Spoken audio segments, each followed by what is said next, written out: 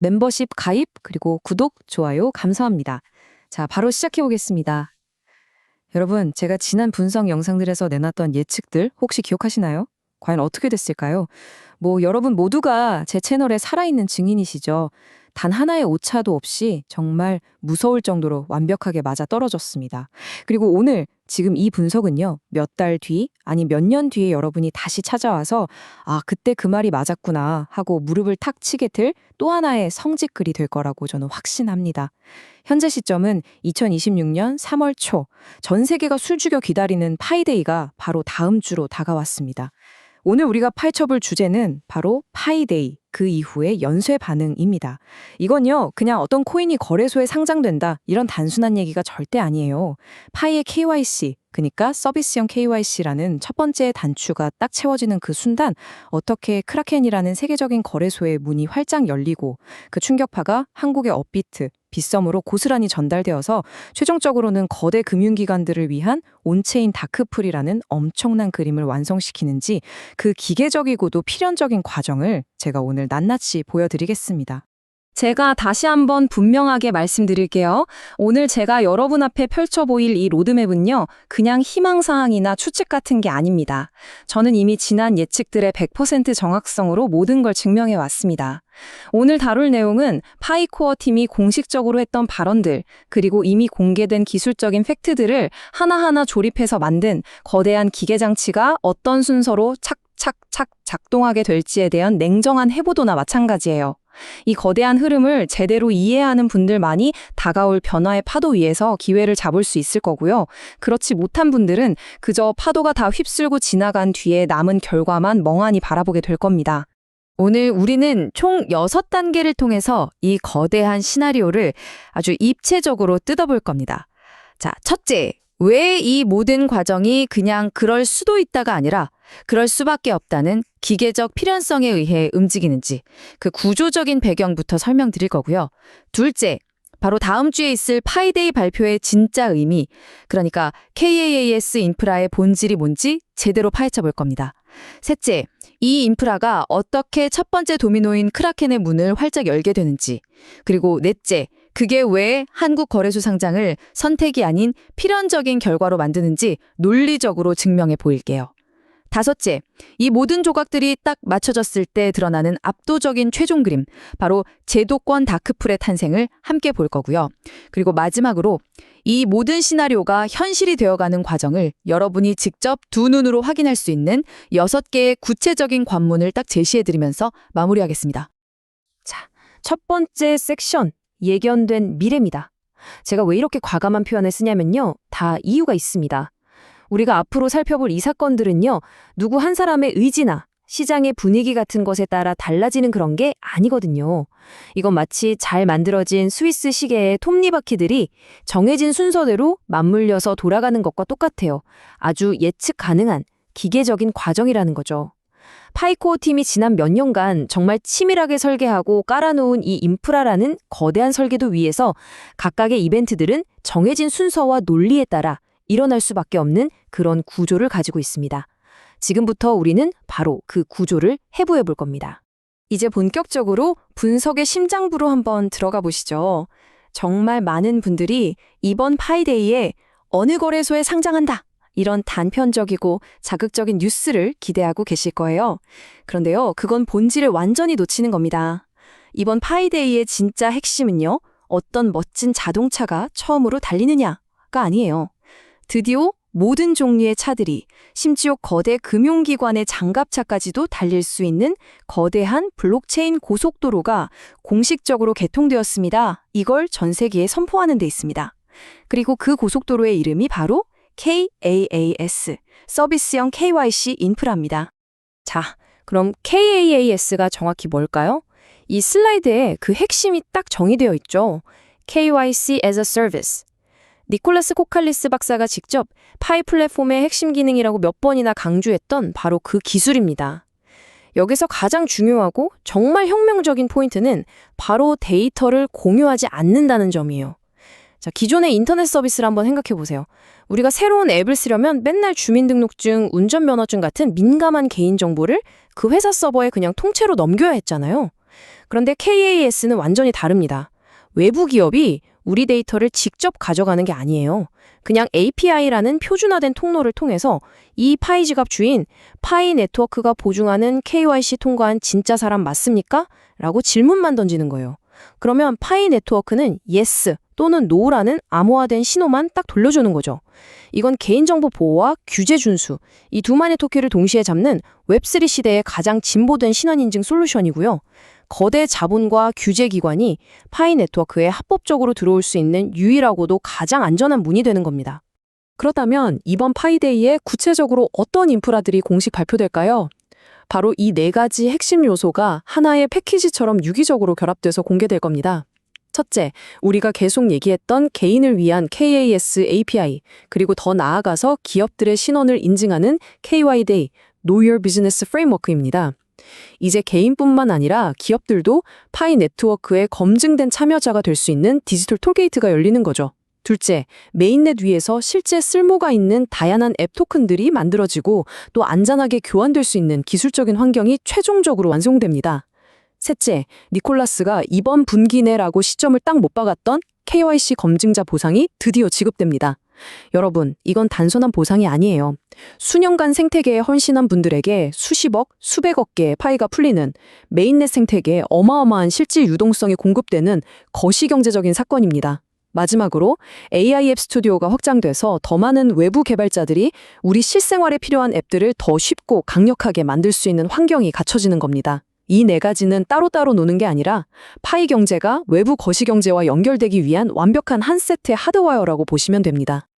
혹시 아직도 이 모든 이야기가 제 뇌피셜, 그냥 추측이라고 생각하는 분 계신가요?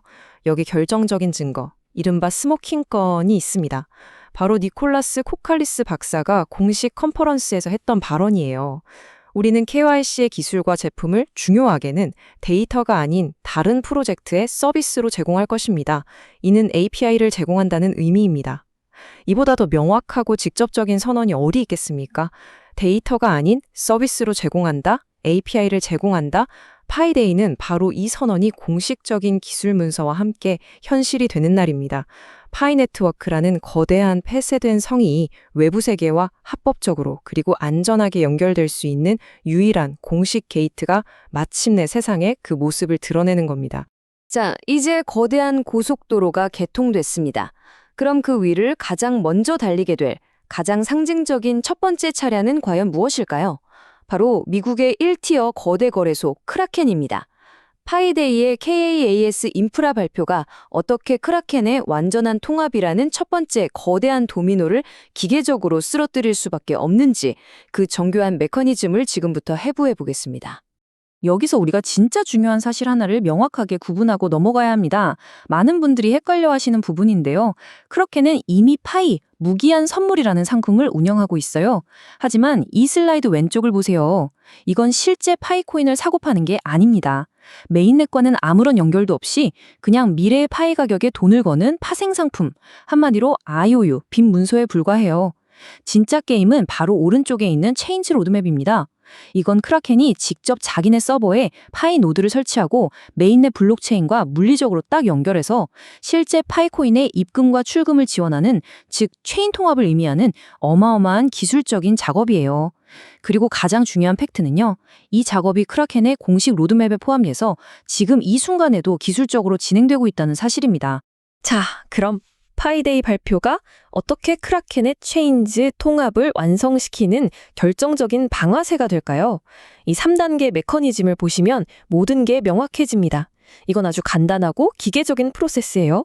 1단계, 다음 주 파이데이에 코어팀이 KAS API와 기업 인증 프레임워크인 KYB를 공식적으로 런칭합니다. 2단계, 바로 그 순간 크라켄은 미국 금융당국이 요구하는 가장 까다로운 규제, 바로 자금 세탁 방지 AML과 고객 신원 확인 KYC 요건을 완벽하게, 그것도 블록체인 네이티브 방식으로 충족할 수 있는 합법적인 도구를 손에 딱 쥐게 되는 거예요. 더 이상 규제를 핑계로 메인넷 통합을 미룰 이유가 원천적으로 사라지는 거죠. 마지막 3단계, 가장 큰 걸림돌이었던 규제 허들이 제거되자마자 크라켄은 이미 기술적으로 진행하고 있던 체인지 통합 작업을 마무리하고 마침내 진짜 파이의 입금과 출금을 공식적으로 시작하게 됩니다. 이것이 바로 우리가 듣게 될 첫 번째 도미노가 넘어가는 거대한 소리가 될 겁니다. 첫 번째 도미노, 크라켄이 쓰러졌습니다.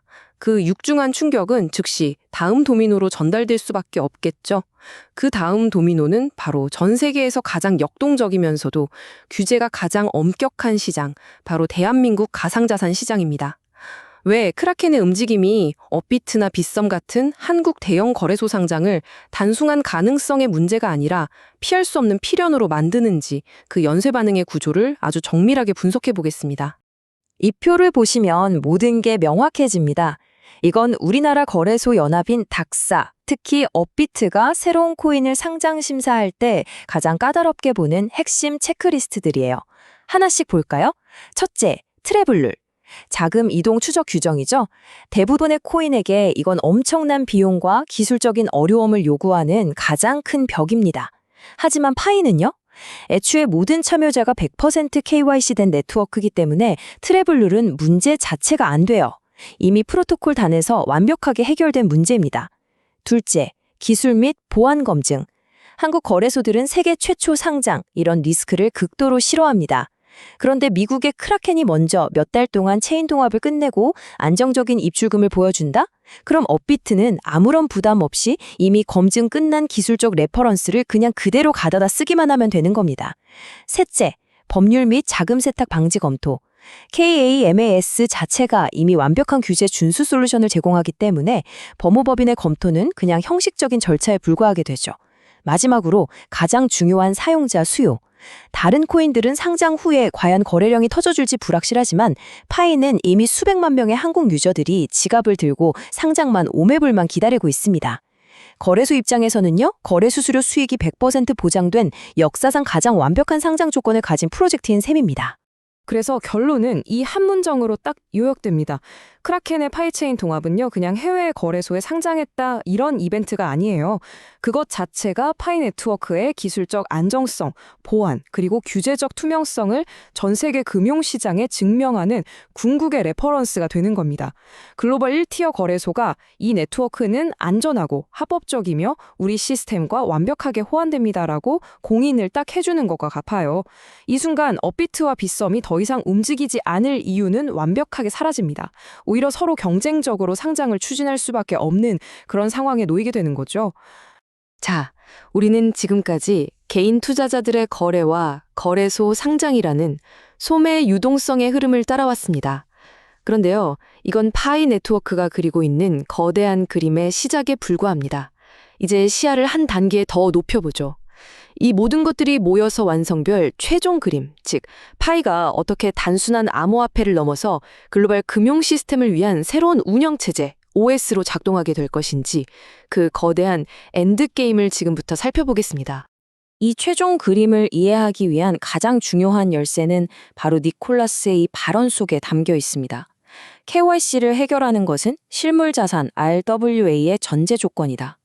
RWA, 즉 부동산, 채권, 미술품, 탄소 배출권 같은 현실 세계의 자산을 토큰화하는 것. 이건요, 수천조 달러 규모의 블록체인 산업이 마주한 가장 거대한 미래 시장입니다.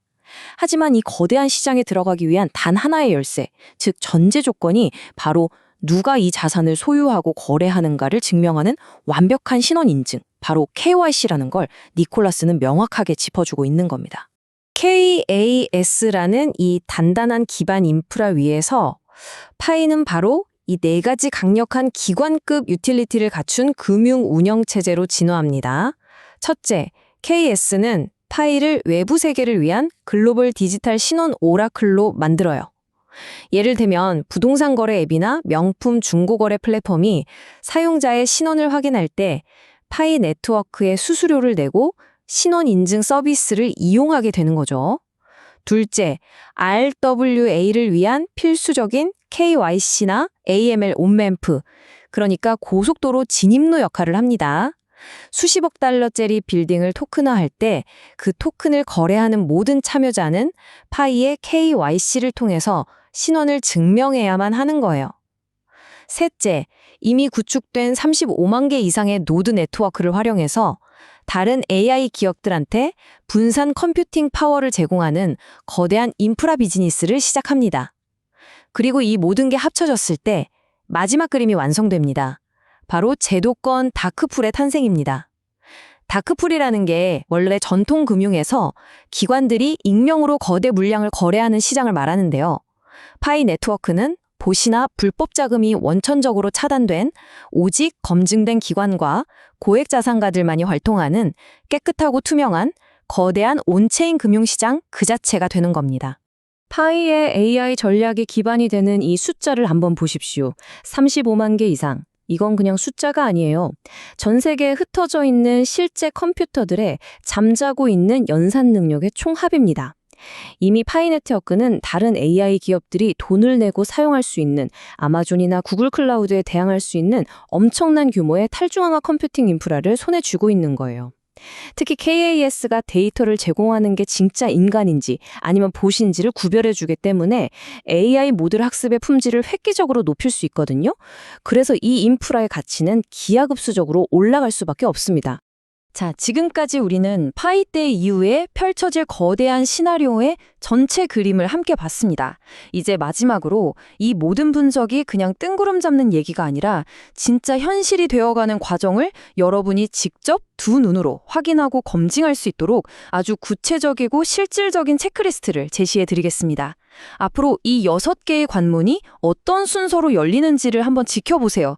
그러면 오늘 제가 말씀드린 모든 것이 얼마나 치밀한 계획 아래서 진행되고 있는지 깨닫게 되실 겁니다. 바로 이 6개의 관문이 우리가 앞으로 몇 주 혹은 몇 달 동안 주목해야 할 핵심 이정표들입니다. 첫째, 외부 개발자들이 실제로 KAAS를 자기네 서비스에 연결할 수 있는 상세한 기술 설명서, 즉 API 스펙이 공개되어야 하고요. 둘째, 어떤 종류의 기업이 어떤 등급의 접근 권한을 갖게 되는지에 대한 명확한 KYB 온보딩 정책이 발표되어야 합니다.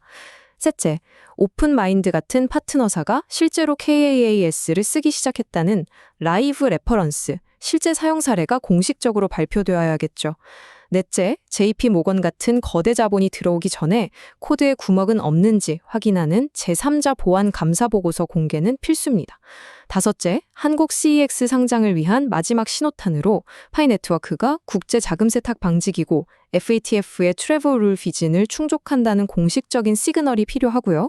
마지막으로 은행 같은 진짜 기관 투자자들이 합법적으로 들어오려면 그들의 자산을 안전하게 보관하고 법적 책임을 관리할 수 있는 기관용 커스터디 및 AML 솔루션, 즉 제도권의 레일이 깔려야 합니다. 이 관문들이 하나씩 열릴 때마다 오늘 우리가 분석한 이 거대한 시나리오는 한 걸음씩 현실이 될 겁니다. 오늘 분석은 여기까지입니다. 마지막 질문을 하나 던지면서 마무리할까 합니다. 이 모든 분석을 듣고 난 지금 여러분은 파이 네트워크를 어떻게 보고 계신가요? 여전히 그냥 스마트폰으로 채굴하는 코인 정도로 보이시나요? 아니면 하나의 코인이 거래소에 상장된다는 이 평범한 사건을 위장해서 사실은 그 뒤에서 글로벌 금융을 위한 거대한 새 운영 체제가 탄생하는 역사적인 순간을 목격하고 있는 건 아닐까요? 다가오는 파이데이 이후 그 판단은 온전히 여러분의 몫이 될 겁니다.